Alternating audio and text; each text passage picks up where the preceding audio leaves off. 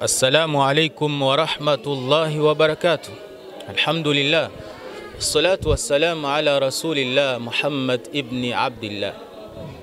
Ndugu zangu Waislamu, baada ya kumshukuru Mwenyezi Mungu, napenda leo tukumbushane katika masala ambayo yamekithiri sana, ni miongoni mwa masala ya uchawi. Uchawi tumeona mpaka baadhi ya watu tunaoamini nao wameingia katika hayo mambo ya uchawi. Kwa ufupi kabisa tujulishane hukumu ya uchawi ni ipi.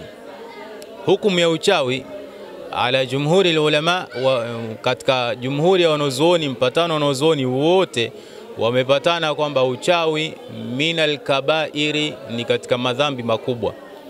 Kwa hiyo mtu hatakiwi kujihusisha na uchawi. Ndio maana Mtume wetu Muhammad sallallahu alaihi wasallam alivyosema, ijtanibu as-sab'a al-mubiqat, jiepusheni na madhambi 7 yenye kuangamiza. Alianza na nini? Ashirku billah, kumshirikisha Mwenyezi Mungu Subhanahu wa Ta'ala.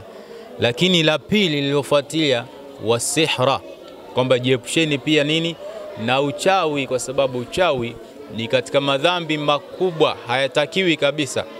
Uchawi madhara yake ni makubwa. Leo tunaona mtu anamroga mtu, anafurahia mwenzake yuko kitandani. Huu ni upungufu wa akili, ni inna lillahi wa inna ilaihi rajiun katika uchawi. Na wanazuoni wakasema kwamba yeyote anayejihusisha na uchawi lazima atakuwa kafiri, atakufuru. Kwa ushahidi upi? Wakasema wanazuoni katika aya Mwenyezi Mungu Subhanahu wa Ta'ala anasema, wattaba'u ma tatlu shayatinu ala mulki Sulaiman wama kafara Sulaimanu walakinna shayatina kafaru. Kwa hiyo kama tunavyojua, zamani mashaitani walikuwa wakipanda kule juu kusikiliza habari. Kwa hiyo baadhi ya watu walifuata yale ambayo wattaba, yani ittabau ma tatlu shayatin, walifuata yale ambayo walikuwa wakisema nini? Mashaitani. Sawa. Na Mwenyezi Mungu anathibitisha kwamba Suleimani hakukufuru isipokuwa mashaitani ndio waliokufuru. Tunajua kwamba walikuwa wakienda kule, na katika aya zingine Mwenyezi Mungu anasema maqaidu lisami, kama majini walikuwa wakienda mbinguni, kuna sehemu wakifika kule hukaa na kusikiliza habari. Kwa hiyo sasa, habari ambazo zimekuja na mashaitani kuhusu uchawi, kwa lengo lao si kufanya wewe uwe muumini, ni ili wewe uwe kafiri, uweze kukufuru. Sawa. Kwa hiyo sasa tujiepusheni na uchawi. Wapo wanazuoni ambao wameruhusu kwamba watu waweze kusoma uchawi.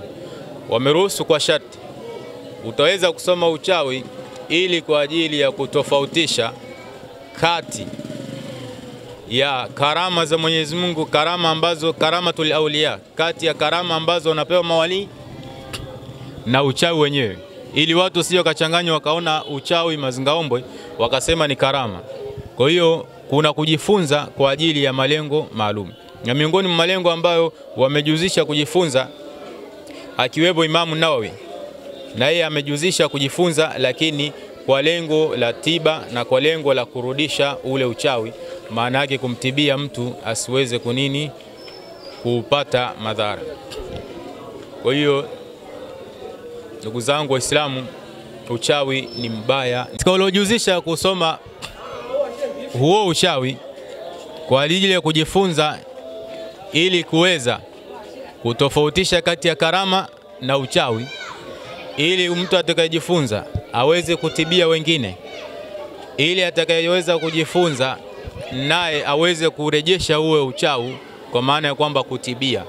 Walojuzisha hayo ni miongoni mwao ni Imamu Nawawi.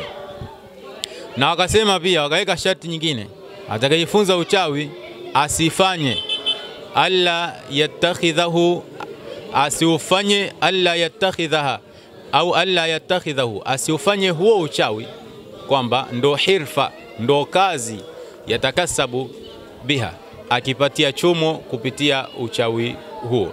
Wengine wakasema pia katika uchawi pia mtu atakayejifunza ili kwa ajili ya kusaidia wengine awe na lengo na awe makini, atakachokifanya kisiwe min abiwabi almukaffira, isiwe ni vitu miongoni mwa vitu ambavyo vinapelekea katika milango ya kukufuru.